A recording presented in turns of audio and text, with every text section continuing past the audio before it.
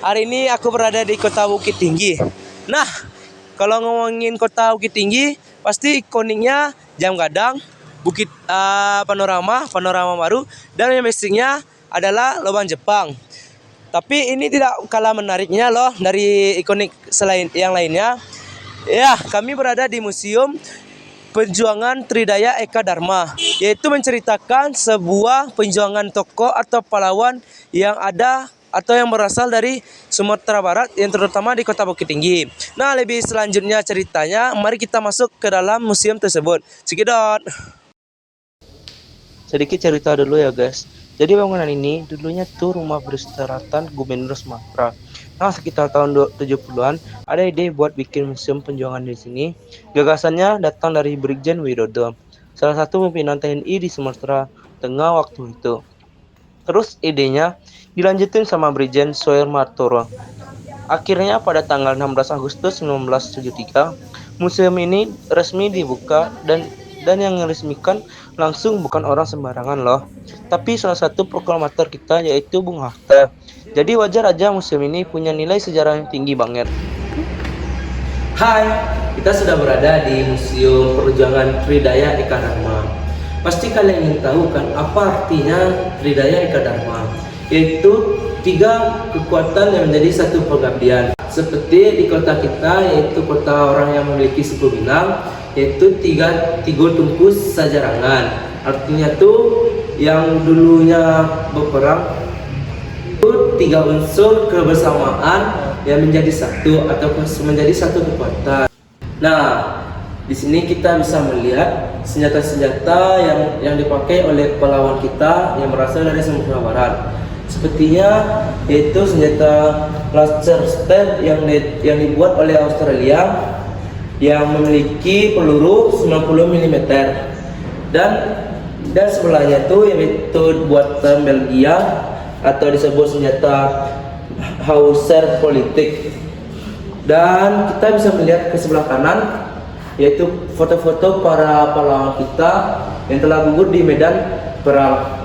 Seperti foto beliau yaitu Letnan 1 Ples Andreas Terzian, Ajudan Mengkahan Kasat. Nah, di sini kita tahu ini adalah alat telepon untuk komunikasi di tahun 1945. Sebelum kita mempunyai HP, kita memiliki yaitu telepon Ericsson 27, yaitu yang dibuat oleh Jerman dan memiliki semua komunikasi seperti ini. Nah, di sini kita bukan hanya melihat senjata-senjata, tapi kita bisa melihat baju-baju yang dipakai oleh tentara sekutu atau tentara Belanda di negara kita. Ya, seperti ini yaitu pakaian loreng tentara Belanda di Indonesia tahun 1949. Dan ini adalah yang kalian tidak bisa melihat, yaitu dinas up tentara Belanda yang dipakai oleh sersan di berbagai negara. Nah, di sebelah saya dengan petugas Museum Perjuangan Tridaya Eka Dharma, dengan siapa Bang? Dengan Pak Rino. Pak Rino. Nah, ini kan Bang, DBJ 6 ini gimana sih sejarahnya Bang? Jadi radio DBJ 6 ini dibuat oleh orang Polandia pada sebelum kemerdekaan dan digunakan pada masa PDRI.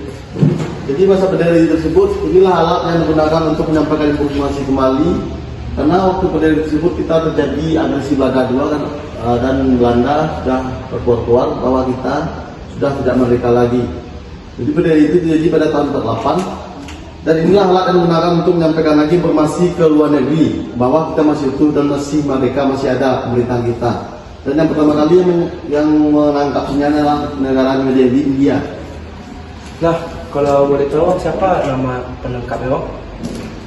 Pokoknya yang menangkap, yang mengambil sinyalnya pertama kali yang negara India, tapi kalau orangnya tidak bisa dipastikan siapa namanya. Nah, jika kalian ingin atau tertarik dengan Museum Perjuangan Tridaya Eka Dharma, lokasinya tidak jauh dengan pusat kota Bukit Tinggi yang berada di Jepang Panorama atau Lubang Jepang. atau di sebelah warung DKI yang baru dibangun. Oke, sekian dan terima kasih dengan saya yang membawa acara pada hari ini.